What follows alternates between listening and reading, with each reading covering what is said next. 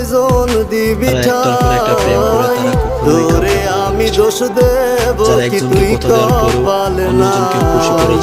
তোর লাগিয়া মায়া লাগে কান্দে